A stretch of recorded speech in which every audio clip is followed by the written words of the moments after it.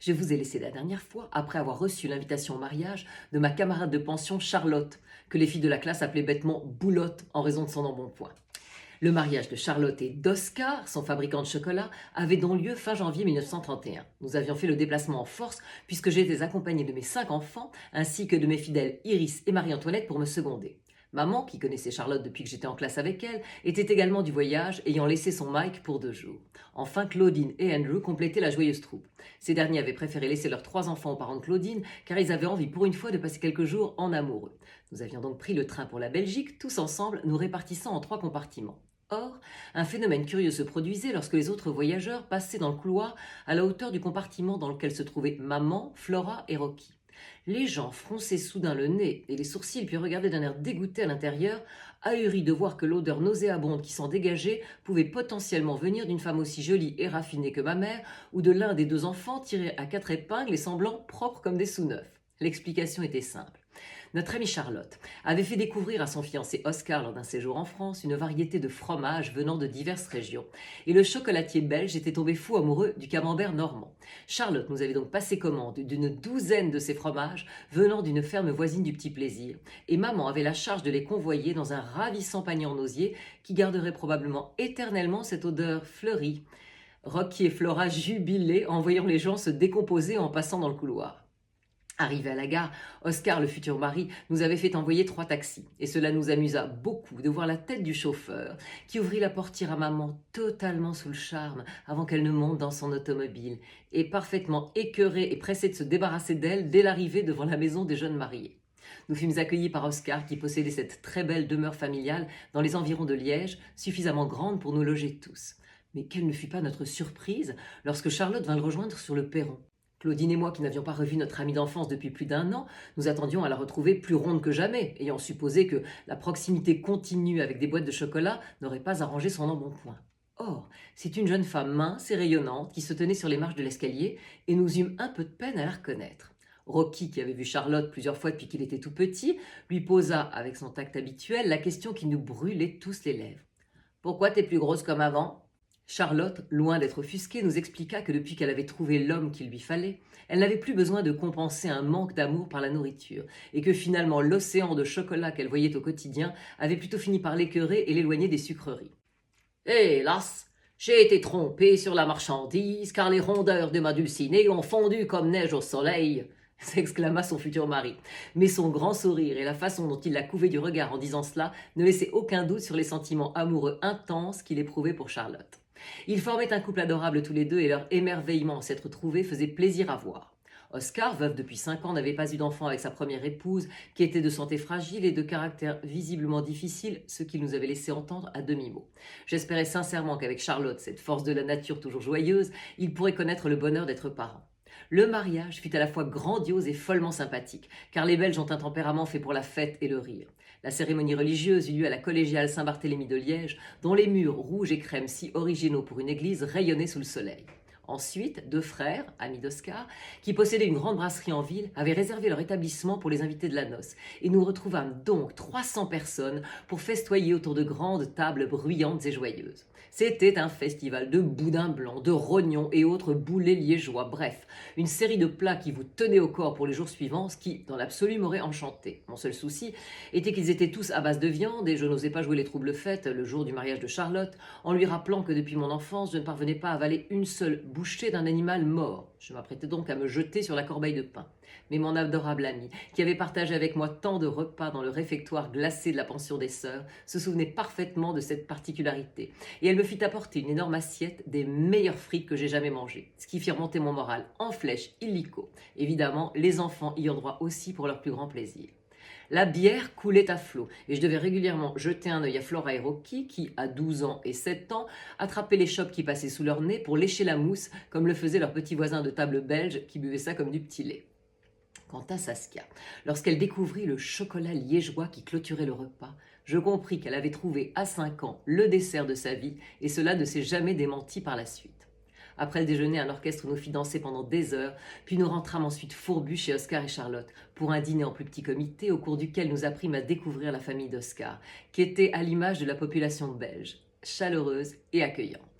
Lorsque Charlotte apporta nos camemberts, bien coulants sur la table, ce furent des cris de joie de la part d'Oscar et les siens. Ce dernier porta un toast en disant que son mariage avec Charlotte était comme l'alliance du camembert et du chocolat. Deux bonnes pâtes fondantes en bouche qui donnaient un plaisir suprême. Déclaration qui fit rougir la mariée.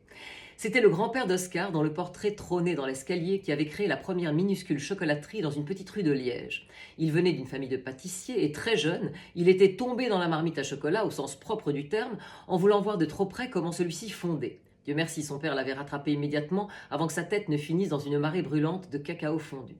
Mais l'enfant avait conçu un amour presque charnel pour cette matière crémeuse et enveloppante qui le rassurait et l'euphorisait à la fois. Dès qu'il eut 16 ans, il quitta la pâtisserie familiale pour se faire embaucher chez un fameux chocolatier de Bruxelles comme apprenti.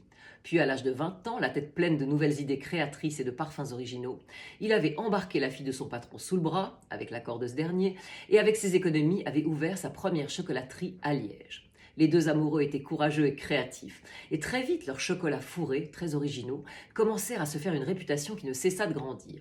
Tant et si bien que le jeune couple, qui avait eu 5 enfants au fil des ans, finit par créer un véritable empire familial, chacun des enfants ayant, comme les banquiers Rothschild, ouvert une succursale dans une capitale européenne.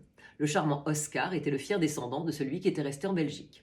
Cependant, avec la crise économique terrible que traversaient les États-Unis et qui arrivait en Europe à grande vitesse, la denrée de luxe qu'était le chocolat était en danger. En effet, lorsque le nécessaire vient à manquer, les petits plaisirs supplémentaires passent au second plan. Et Oscar craignait fort une chute phénoménale de son chiffre d'affaires, déjà fortement touché par la ruine de plusieurs de ses clients américains fidèles. Il nous expliqua qu'à Noël, un mois auparavant, sur ces 12 gros acheteurs américains habituels qui lui commandaient des boîtes de chocolat par dizaines pour leur famille et leurs amis, seuls 2 avaient survécu financièrement au naufrage du krach boursier. Et l'un d'eux avait décidé de limiter sa commande à quelques boîtes, craignant que la crise ne s'installe dans la durée et voulant faire attention à ses dépenses. En résumé, son dernier client américain, heureusement le plus gros, était le directeur de l'hôtel Pierre de New York, palace inauguré en 1930 avec faste, malgré la crise, et qui continuait d'attirer les clients du monde entier qui avaient encore les moyens de séjourner dans un hôtel de luxe. Le directeur de cet établissement tenait absolument à offrir dans chacune de ses chambres des chocolats venant de chez Oscar, qu'il avait découvert lors d'un voyage en Europe, car sa clientèle en raffolait. Les créations proposées pour Noël avaient fait un succès et la commande pour la Saint-Valentin devait partir 3 jours plus tard de Liège pour arriver à temps mi-février à New York. C'est pourquoi le mariage avait eu lieu juste avant cette période d'intense activité. Cependant, Charlotte, qui était très investie dans le travail de son mari, nous dit que ce dernier était extrêmement ennuyé, car le directeur de l'hôtel Pierre lui demandait toujours plus d'originalité, et les équipes d'Oscar étaient un peu à court d'idées pour cette Saint-Valentin, hormis la forme des chocolats qui serait en cœur bien entendu.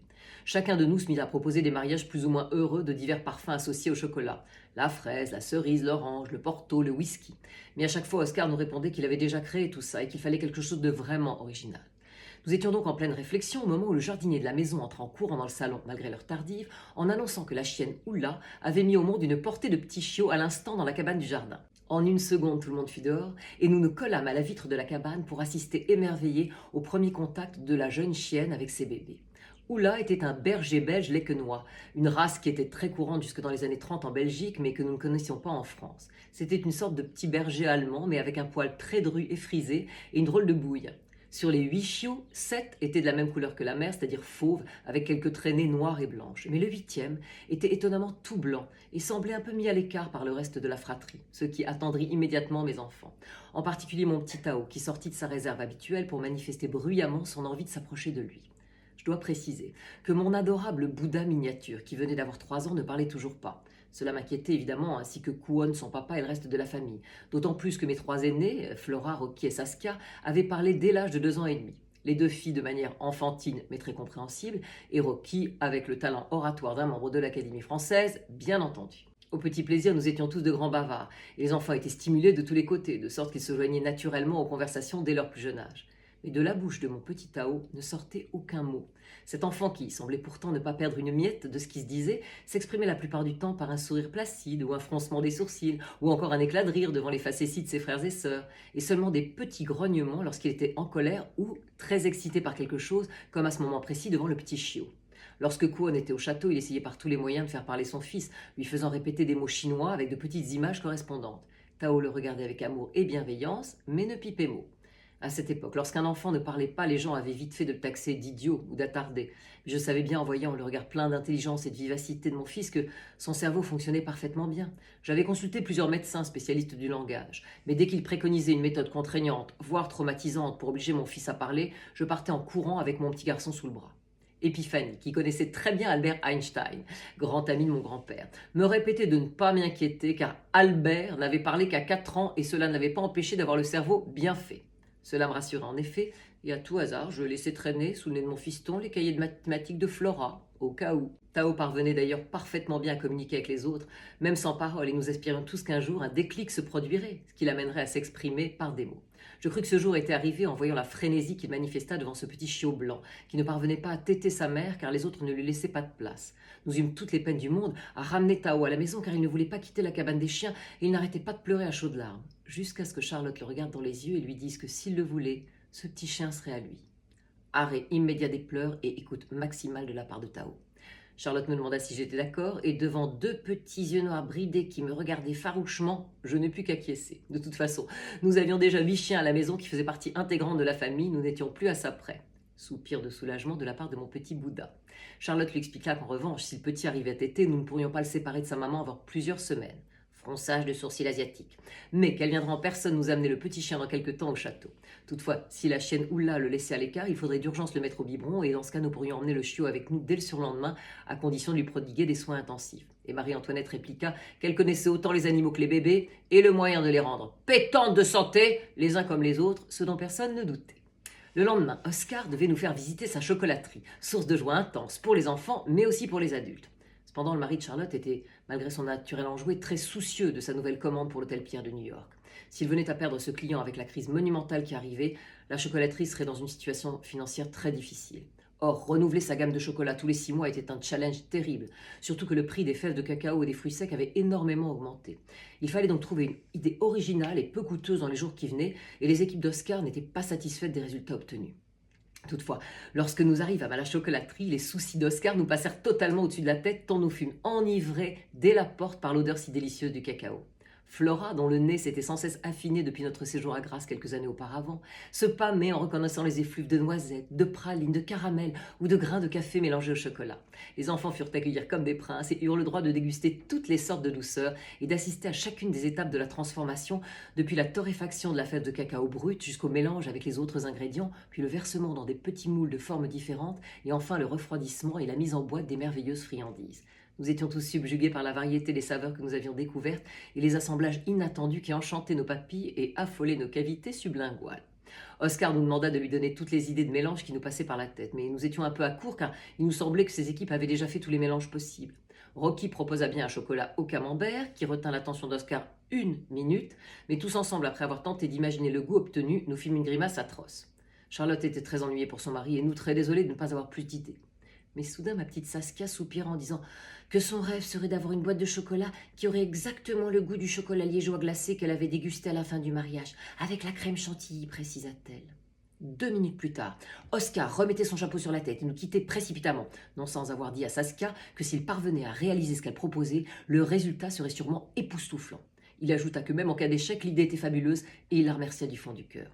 Il nous demanda de tous le retrouver le lendemain matin avant notre départ dans la salle du petit déjeuner pour déguster cette création qui ferait soit un flop, soit un succès formidable.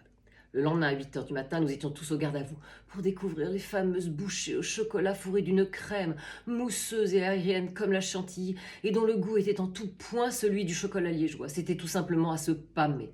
Grâce à l'idée de ma petite Saskia, Oscar venait de créer ce qui serait son plus grand succès et que l'hôtel Pierre de New York, mais aussi de nombreux autres palaces du monde entier, proposerait à leurs clients pour leur donner un avant-goût du paradis. 2 heures plus tard, nous étions dans les taxis prêts à repartir pour la gare, quand Charlotte s'approcha de Tao en soulevant la couverture qui enveloppait une petite boule de poils blanche à la truffe humide, en lui disant « Tao, je te présente Oufti, ton nouvel ami. » Mon petit prince de l'Empire céleste la regarda avec un sourire jusqu'aux oreilles et lui dit d'une petite voix bien forte « Oufti, mon ami. Merci Lotte, merci. » Oui Archie, vous vous rappelez du petit chien Oufti? Oui, il a vécu longtemps, vous l'avez connu. Vous aimez les animaux? Bon, moi aussi, sinon je ne serais pas avec vous, grosse bête. Bon, je vous laisse et je vous dis à très vite pour la suite de mes aventures.